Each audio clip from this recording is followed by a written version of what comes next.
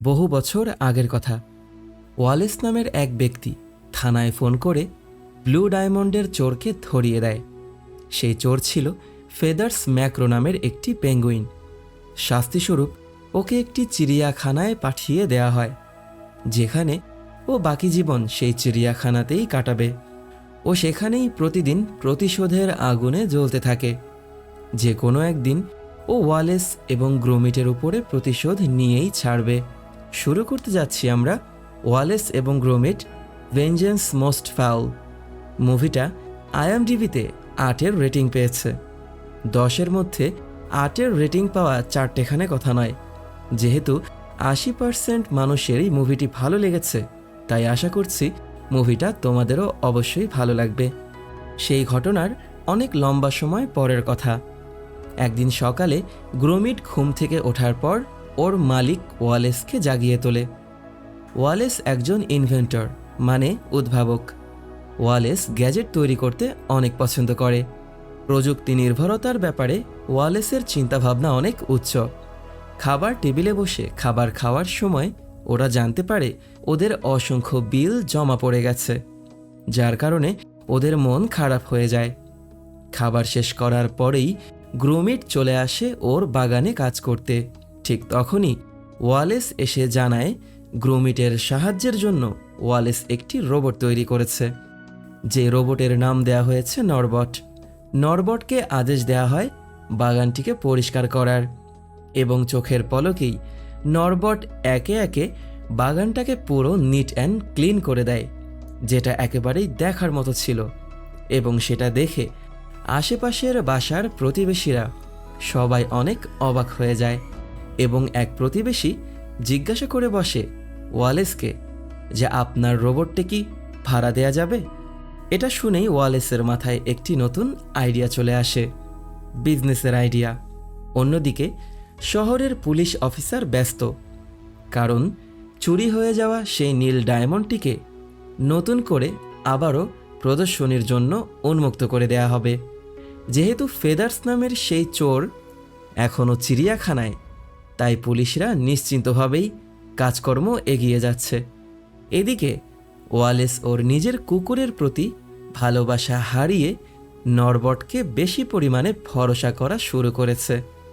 এমনকি নিজেদের বিজনেসের নামও পরিবর্তন করে ফেলেছে নরবটের নামে। এসব দেখে গ্রোমিট কুকুরটির মন খারাপ হয়ে যায়। তখনই ওদের বাসায় এসে পৌঁছায় শহরের একজন রিপোর্টার, এবং টিভিতে ওয়ালেসের সেই নতুন ইনভেনশন মানে নরবট রোবটকে নিয়ে একটি সংবাদ প্রচার করা হয়। এই সংবাদ পৌঁছে যায় চিড়িয়াখানায় বন্দি থাকা ফেদার্স নামের সেই চোর পেঙ্গুইনের কাছে। ফেদার্সের মাথার মধ্যে তখন শয়তানি চিন্তাভাবনা চলে আসে।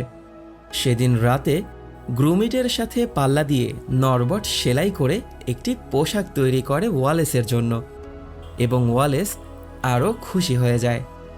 আর তা দেখে গ্রোমিট ওর বুননের কাজ একেবারেই বন্ধ করে দেয়। গ্রোমিট চলে আসে বই পড়তে, কিন্তু কিছু সময়ের মধ্যেই সেই একই রুমে নরবট এসে মিউজিক প্লেয়ারটাকে বন্ধ করে দেয় এবং ওর নিজেকে চার্জে বসিয়ে দেয়। গ্রোমিট ঘুমানোর চেষ্টা করে, কিন্তু নরবট চার্জ হওয়া অবস্থায় বিরক্তিকর আওয়াজ করতে থাকে।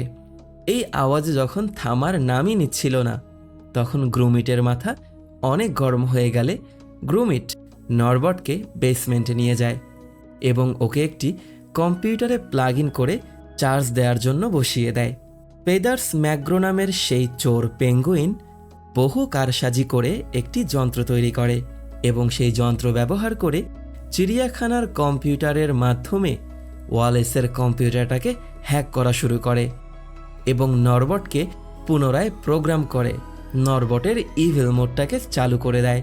যেহেতু নরবট সেই মুহূর্তে কম্পিউটারের সাথেই কানেক্ট ছিল, এই জন্য পেঙ্গুইনের কাছে এই কাজটা আরও সহজ হয়ে যায়, এবং নরবট ফেদারের দেওয়া প্রোগ্রাম অনুযায়ী কাজ করা শুরু করে। রোবটটি নিজেই নিজের একটি সেনা তৈরি করা শুরু করে দেয়। পরের দিন সকালবেলা নাস্তা করা অবস্থায় ওয়ালেস এবং গ্রোমিট দেখতে পায় যে নরবট ওর নিজের একটি রোবটের সৈন্য তৈরি করেছে। ওয়ালেস খুশি হয়ে যায়, কারণ বেশি রোবট মানেই বেশি কাজ করা যাবে। সব রোবটরা শহরে কাজ করার জন্য বের হয়ে যায়।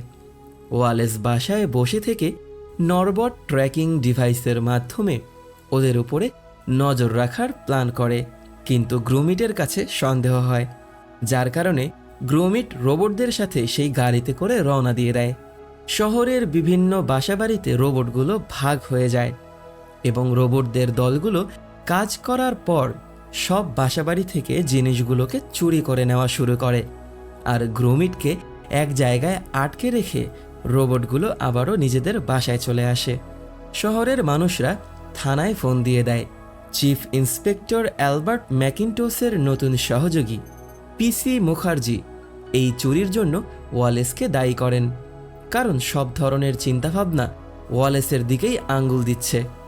অন্যদিকে নরবট ঘুমের ঔষধ খাইয়ে ওয়ালেসকে ঘুম পাড়িয়ে দেয়। গ্রুমিট ততক্ষণে নিজেকে মুক্ত করে নেয় এবং নিজের বাসায় পৌঁছে আসে। একটি গোপন রাস্তা দিয়ে বেসমেন্টে ঢুকে এসে দেখতে পায় যে নরবটরা মিলে সেখানে বিশাল বড় কিছু একটা তৈরি করছে। গ্রুমিট গিয়ে খুব দ্রুত ওয়ালেসকে ঘুম থেকে জাগিয়ে তোলে অনেকক্ষণ চেষ্টা করার পর, এবং ডেকে নিয়ে এসে বেসমেন্টে কোনো কিছুই খুঁজে পায় না। ঠিক তখনই ওয়ালেসের বাসায় পুলিশ এসে পৌঁছায় এবং সেই সকল চুরির জন্য ওয়ালেসকে সন্দেহভাজন হিসেবে ধরার জন্য ওয়ালেসের সকল ধরনের ইনভেনশনগুলোকে ওর বাসা থেকে জব্দ করা হয় প্রমাণ খুঁজে বের করার জন্য। পরের দিন ওরা ঘুম থেকে ওঠার পর ওদের বাসার কোনো কিছুই কাজ করার মতো আর বাকি ছিল না। শহরের সব মানুষরা এসে ওয়ালেসকে চোর বলে দোষারোপ করা শুরু করে। এইসব দেখে গ্রুমিটের মাথায় একটি আইডিয়া চলে আসে। গ্রুমিট তখন বাসা থেকে রওনা দিয়ে দেয় এবং পুলিশের স্টেশন থেকে ওয়ালেসের নরবট ট্র্যাকিং ডিভাইসটাকে চুরি করে নেয় এবং সেই ডিভাইসের মাধ্যমে নরবটদেরকে ট্র্যাকিং করতে করতে সেই শহরের চিড়িয়াখানায় এসে পৌঁছায়। সেখানে গ্রুমিট দেখতে পায় যে চুরি করা জিনিসপত্র দিয়ে রোবটগুলো একটি সাবমেরিন তৈরি করেছে, যাতে ফেদার্স পানির নিচ দিয়ে পালিয়ে যেতে সক্ষম হয়।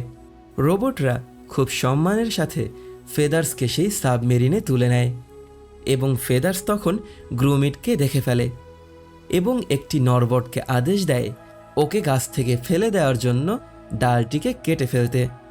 গ্রুমিট এবং নরবট মাটিতে পড়ে এবং নিচে পড়ার পর নরবটের পাওয়ার বাটনে দুইবার চাপ পড়ে বলে নরবট রিবুট নিয়ে ওর মূল সেটিংয়ে আবারও ফিরে আসে এবং একটি ভালো রোবটে রূপান্তরিত হয়ে যায়।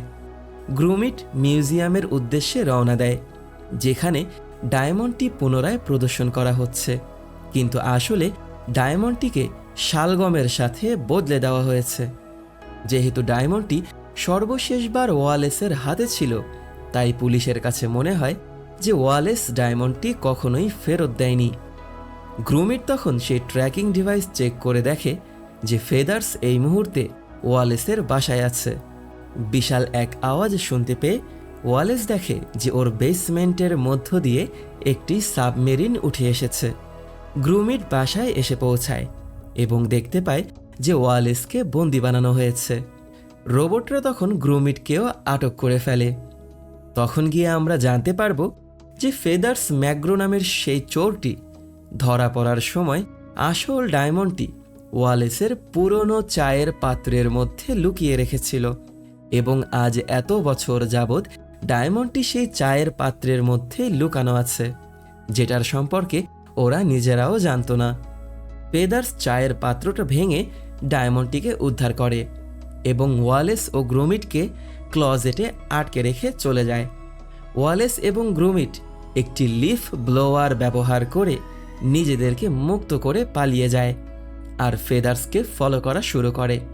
ফেদার্সের গাড়ি ক্রাশ করলে ফেদার্স বোটে করে ভেগে যাওয়া শুরু করে এবং ওয়ালেস আর গ্রুমিট ফেদার্সের পেছনে একটি ন্যারো বোটে ধাওয়া শুরু করে। এদিকে পুলিশ অফিসার ম্যাকিন্টোস এবং মুখার্জি তাদের একটি বাইসাইকেলে করে ওদেরকে ধাওয়া করতে থাকে। ফেদার্স ওয়ালেসকে জুতা দিয়ে আক্রমণ করা শুরু করে। তখন গিয়ে গ্রুমিটের মাথায় একটি আইডিয়া চলে আসে এবং গ্রুমিট ওয়ালেসকে একটি নতুন আবিষ্কার করতে বলে। ওয়ালেস এমন একটি যন্ত্র আবিষ্কার করে যা ঘুরে ঘুরে ওয়েলিংটন বুট ছুঁড়ে মারতে সক্ষম ছিল, আর সেই জুতোগুলো রোবটগুলোকে রিসেট করা শুরু করে। কিন্তু হঠাৎ করেই ওরা ফেদার্সকে আর খুঁজে পায় না। তখনই ওরা দেখতে পায় ফেদার্স একটি স্পিড বোর্ডে করে পালানোর চেষ্টা করছে। গ্রুমিট ফেদার্সের স্পিড বোর্ডের সাথে দড়ি বেঁধে দেয়, আর ফেদার্স একসময় সেই দড়িটাকে কেটে ফেলা শুরু করে। একেবারে শেষ মুহূর্তে এসে গ্রুমিট ফেদার্সের বোটে ঝাঁপ দিয়ে বসে এবং বেশ কিছুক্ষণ ওদের মধ্যে একটি তুমুল লড়াই চলে। সেই লড়াই করতে করতে ওরা বিশাল একটি ব্রিজের মধ্যে এসে পৌঁছায়। তখনই ফেদার্স দেখতে পায় যে পুলিশরা খাল বন্ধ করে দিয়েছে। ফেদার্স বোটটিকে ঘুরিয়ে ফেলে এবং গ্রুমিট সেইখানে ঝুলে থাকে। ওয়ালেসের আদেশে গ্রুমিট ডায়মন্ডটি ফেদার্সের কাছে দিয়ে দেয়, যেন ফেদার্স গ্রুমিটকে নিচে ফেলে মেরে না দেয়। কিন্তু তখনই ফেদার্স একটি ছাতা নিয়ে ন্যারো বোট থেকে লাফ দিয়ে দেয় আর নিচে থাকা একটি চলন্ত ট্রেনের মধ্যে গিয়ে পৌঁছায়। গ্রুমিট তখন সেই বোটের সাথে নিচে পড়ে যাওয়া শুরু করে, কিন্তু নরবটরা সব একত্রিত হয়ে একটি দড়ির মতো করে ঝুলে ওকে ধরে বাঁচিয়ে ফেলে। তখন গিয়ে প্রথমবার গ্রুমিট নরবটকে বুকের মধ্যে জড়িয়ে ধরে। সেখানে পুলিশ অফিসার এসে পৌঁছায় এবং দেখতে পায় যে ফেদার্স পালিয়ে যাচ্ছে, কিন্তু গ্রুমিট ডায়মন্ডটি আবারও বদল করে দিয়েছে এবং ফেদার্স সেই ব্যাগ খোলার পর দেখতে পায় যে সেই ব্যাগের মধ্যে আসলে ডায়মন্ডের জায়গায় শালগম ছিল এবং আসল হীরাটি আসলে গ্রুমিটের কাছে। পুলিশ অফিসাররা খুশি হয়ে যায় এবং ফেদার্স হেরে যায়। ম্যাকিন্টোস তার সহযোগী মুখার্জির সিদ্ধান্ত নেওয়ার এবং দক্ষতার প্রশংসা করে এবং পুলিশ বাহিনী থেকে তিনি অবসর নিয়ে নেন। ওয়ালেস আবার নতুন আবিষ্কারে মনোনিবেশ করে এবং স্বীকার করে যে মেশিন মানুষের স্পর্শের বিকল্প হতে পারে না, এবং ওরা একসাথে আনন্দে আবারও বসবাস শুরু করে।